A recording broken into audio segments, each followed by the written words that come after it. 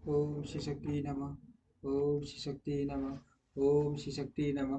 भगवान शिव का पार्वती तथा पार्षदों के साथ मंदराचल पर जाकर रहना शुंभ निशुंभ के वध के लिए ब्रह्मा जी की प्रार्थना से शिव का पार्वती को काली कहकर कुपित करना और काली का गौरी होने के लिए तपस्या के निमित्त जाने की आज्ञा मांगना।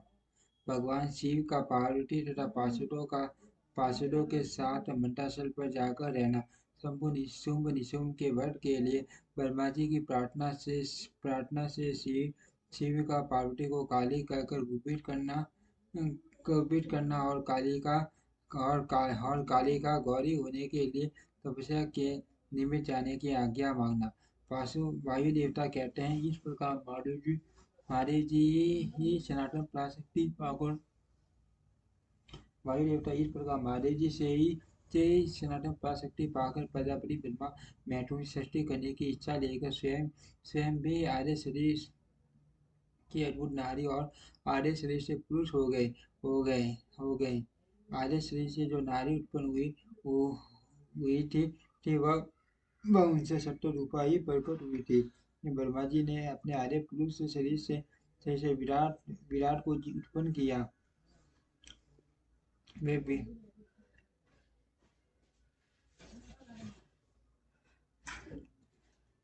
वे विराट पुरुष ही स्वयंभू मनु कहलाते हैं। देवी देवी सत्य रूपा ने अत्यंत दुष्कर तपस्या करके उठी उठी से यश वाले मनु को ही प्रतिरूप में प्राप्त किया। इसके पचास मनु के वंश तथा 10 यज्ञ विध्वंस आदि के प्रसंग अनुसार वायु देवता ने यह बताया कि भगवान शंकर ने दक्ष तथा देवताओं के अपराध क्षमा कर दिए। तदंतर ऋषियों ने पूछा, प्रभु आपने अपने गणों तथा देवी के साथ अंतर्ध्यान हो गया, भगवान शिव कहाँ गए और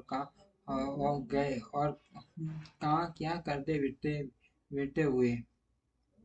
वायुदेव बोले, वह ऋषि पर्वतों श्रेष्ठ और विशिष्ट खंडराओं से सुशोभित जो परम सुंदर मंडराचल है, वही अपनी तपस्या के प्रभाव से वायुदेव महादेव जी का प्रिय निवास स्थान हुआ। उसने पार्वती और शिव को अपने सिर पर ढोने के लिए एक बड़ा भारी टब किया था।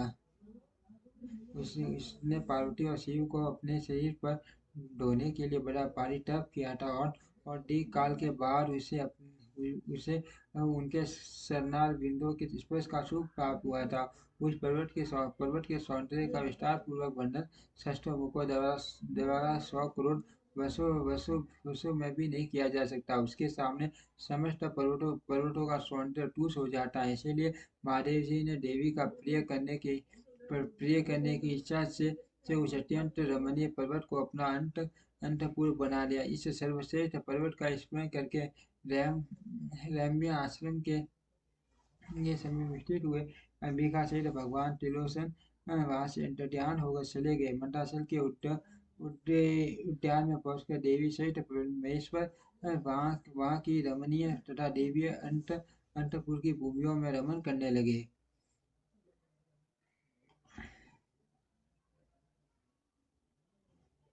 जब इस तरह कुछ समय बीत गया और ब्रह्मा जी की मैथुन सृष्टि के दौरान जब जब प्रजाएं बढ़ गई, तब शुंभ और निशुंभ नामक दो दैत्य उत्पन्न हुए। वे परस्पर भाई थे। उनके तपोबल से प्रभावित हो परमेष्टि ब्रह्मा ने उन दोनों भाइयों को यह वर दिया था कि इस जगत के किसी भी पुरुष से तुम मारे नहीं जा सकोगे। उन दोनों ने ब्रह्मा जी से ये प्रार्थना की थी कि पार्वती देवी के अंश से उत्पन्न जो जो योनिजा कन्या अर्पण हो जिसे पुरुष का स्पर्श तथा रति नहीं प्राप्त हुई हो तथा जो अलंघ्य पराक्रम से संपन्न हो, उसके प्रति काम भाव से पीड़ित होने पर हम युद्ध में उसी के हाथों हाथों मारे जाए। जिस उन दोनों ने ब्रह्मा जी से ये प्रार्थना की थी कि पार्वती देवी के अंश से उत्पन्न जो अयोनिजा कन्या उत्पन्न हो, जिसे पुरुष का स्पर्श तथा रति नहीं प्राप्त हुई हो तथा जो अलंक्य पराक्रम से संपन्न हो, उसके प्रति काम भाव से पीड़ित होने पर हम युद्ध में उसी के हाथों मारे जाएं। उनकी इस प्रार्थना पर ब्रह्मा जी ने तथास्तु कहकर स्वीकृति दे दी। तभी से युद्ध में इंद्र आदि देवताओं को जीत कर ने जगत को अनितिपूर्वक और वेदों के स्वाध्याय और भसट कार्य यज्ञ आदि से रहित कर दिया। तब ब्रह्मा ने उन दोनों के वध के लिए देवेश्वर शिव से प्रार्थना की। प्रभु आप एकांत में देवी देवी की निंदा करके भी जैसे तैसे उन्हें क्रोध दिलाई और उनके रूप रंग की निंदा से उत्पन्न हुई काम भाव से रहित कुमारी कुमारी स्वरूपा शक्ति को निशुंभ और शुंभ के वध के लिए देवताओं को अर्पित कीजिए। ब्रह्मा जी की इस तरह प्रार्थना करने पर भगवान नील लोहित रुद्र एकांत में पार्वती की निंदा सी करते हुए मुस्कुराकर बोले, तुम तो काली हो। तब सुंदर वन वाली देवी पार्वती अपने श्याम वन के कारण आग से सुनकर कुपित हो उठी और पतिदेव से मुस्कुराकर समाधान रहित वाणी द्वारा बोली। देवी ने कहा प्रभु यदि मेरे इस काले रंग पर आपका प्रेम नहीं है तो तो इतने अधिक काल से अपनी शिक्षा का आप दमन क्यों करते रहे कोई स्त्री कितनी ही स्वांग या सुंदर क्यों न हो, यदि पति का उस पर अनुराग नहीं हुआ तो अन्य समस्त गुणों के साथ ही उसका जन्म लेना व्यर्थ हो जाता है। स्त्रियों की ये सृष्टि ही पति के भोग का प्रधान अंग है। यदि यदि यह उससे वंचित हो गई तो इसका और क्या उपयोग हो सकता है। इसलिए अपने एकांत में स्त्री की निंदा की है कि यह उस वन को त्याग कर आप में दूसरा वन ग्रहण करेंगी अथवा स्वयं ही मिट जाओगी।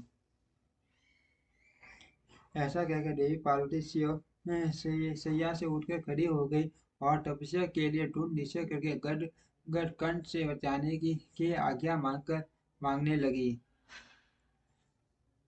इस प्रकार प्रेम भंग होने से भयभीत हो पूतनाथ भगवान श्री स्वयं भवानी को प्रणाम करते हुए ही बोले, भगवान शिव ने कहा, प्रिय मैंने क्रीड़ा या मनोविनोद के लिए यह बात कही है। मेरे इस अभिप्राय को न जानकर तुम कुपित क्यों हो गई। यदि तुम पर मेरा प्रेम नहीं होगा तो और किस पर हो सकता है। तुम इस जगत की माता हो और मैं पिता तथा अधिपति हूँ, फिर तुम पर मेरा प्रेम न होना कैसे संभव हो सकता है। हम दोनों का वह प्रेम भी क्या कामदेव की प्रेरणा से हुआ है? कदापि नहीं, क्योंकि कामदेव की उत्पत्ति से पहले ही जगत की उत्पत्ति हुई है। कामदेव की सृष्टि तो मैंने साधारण लोगों की रति के लिए की है। कामदेव मुझे साधारण देवता के सम्मान मानकर मेरा कुछ तिरस्कार करने लगा था, अतः मैंने उसे भस्म कर दिया। हम दोनों का यह लीला विहार भी जगत की रक्षा के लिए ही है। तो उसके लिए आज मैंने तुम्हारे प्रति यह प्रयासयुक्त बात कही थी कि मेरी इस कथनीय सत्यता का तुम पर शीघ्र ही प्रकट हो जाएगी। मेरी इस कथन की सत्यता तुम पर शीघ्र ही प्रकट हो जाएगी। देवी ने कहा, भगवान पति के प्यार से वंचित होने पर जो नारी अपने प्राणों का भी त्याग नहीं कर देती नहीं प्राणों का भी त्याग नहीं कर देती भगवान पति के प्यार से वंचित होने पर जो नारी अपने प्राणों का भी परित्याग नहीं कर देती वह कुलगना और सुलक्षणा होने पर भी सत्य पुरुषों द्वारा निंदित ही समझी जाती है। मेरा शरीर गौर वर्ण का नहीं है। इस बात को लेकर आपको बहुत खेद होता है, अन्यथा कीड़ा या प्रयास में भी आपके द्वारा मुझे काली कलुटी कहा जाना कैसे संभव हो सकता है। मेरा कालापन आपको प्रिय नहीं है, इसीलिए वह सत्पुरुषों द्वारा भी निंदित है। अतः तपस्या द्वारा इसका त्याग किए बिना अब मैं यहाँ रह नहीं सकती। शिव बोले, यदि यदि अपनी श्यामता को लेकर तुम्हें इस तरह संताप हो रहा है तो इसके लिए तपस्या करने की क्या आवश्यकता है। तुम मेरी या अपनी इच्छा मात्र से ही दूसरे वन से युक्त हो जाओ। देवी ने कहा, मैं आपसे अपने रंग का परिवर्तन नहीं चाहती। स्वयं स्वयं भी इसे इसे स्वयं भी इसे बदलने का संकल्प नहीं कर सकती। आप तो तपस्या द्वारा ब्रह्मा जी की आराधना करके ही मैं शीघ्र शीघ्र गौरी हो जाऊंगी। जी बोली, महाराज जी, पूर्व काल में मेरी कृपा से ब्रह्मा को ब्रह्म पद की प्राप्ति हुई थी। अत अत तप अत तपस्या द्वारा उन्हें बुलाकर तुम क्या करोगी। देवी ने कहा, इसमें संदेह नहीं है कि ब्रह्मा आदि समस्त देवताओं को आपसे आपसे ही उत्तम पदों की प्राप्ति हुई है। तथापि आपकी आज्ञा पाके मैं तपस्या द्वारा ब्रह्मा जी की आराधना करके ही अपना अभीष्ट सिद्ध करना चाहती हूँ। पूर्व काल में जब जब मैं सती के नाम से 10 की पुत्री हुई थी, तब तपस्या द्वारा ही मैंने आप जगदीश्वर के पति के रूप में प्राप्त किया था। इसी प्रकार आज भी तपस्या द्वारा ब्राह्मण ब्राह्मण ब्रह्मा को संतुष्ट करके मैं गौरी होना होना चाहती हूँ। ऐसा करने में मैं यहाँ क्या दोष है, यह बताइए। महादेव जी के ऐसा कहने पर वामदेव मुस्कुराते हुए से चुप रह गए। देवताओं का कार्य सिद्ध करने की इच्छा से उन्होंने देवी को रोकने के लिए हठ नहीं किया। ओम श्री शक्ति नमः, ओम श्री शक्ति नमः, ओम श्री शक्ति